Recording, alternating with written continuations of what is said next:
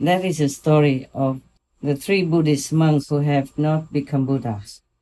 From this story, we can see that if we just practice on the outside and the inside, we have not really regulated well, not really controlled well, not really became a naturally compassionate person, then no matter how long we practice or what kind of practice we do outwardly, it will not bring a lot of success.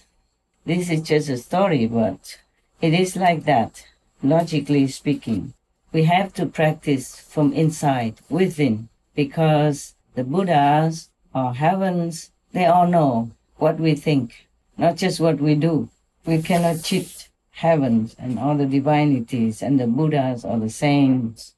Thus, if we fake it like we are good practitioners, but we don't really practice well, we don't really put our heart into it, and we are not really sincere, then we are not pure enough to become a Buddha, or at least meaning that we are not a pure practitioner.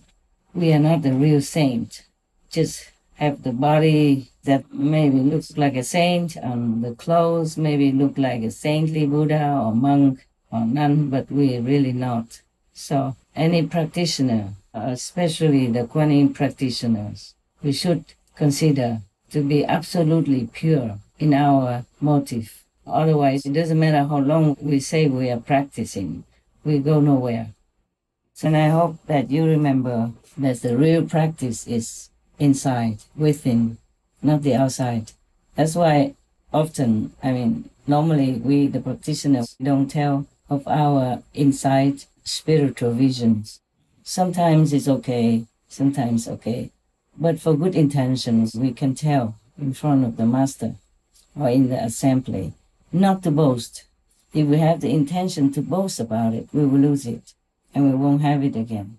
Or even if we have it, the master power will cover it, so you don't see it.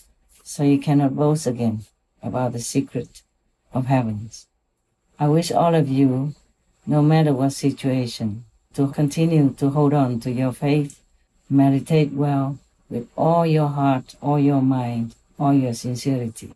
Not just to benefit yourself, your family, your friends, or whomever around you, your neighbors, but also to benefit the whole world.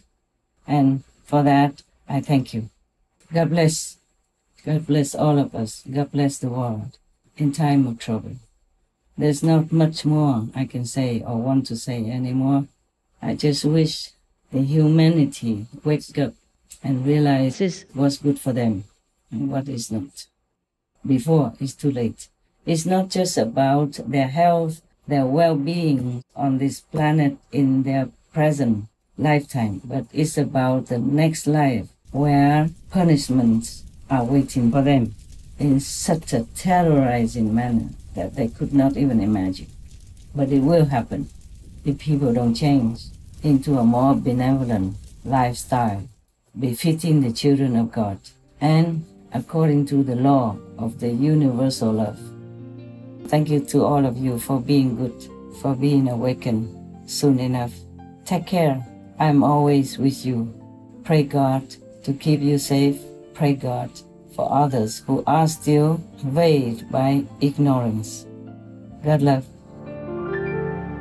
What is here to search for endless pain or sorrow?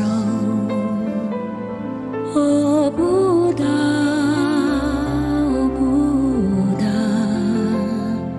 hurry now, leave samsara.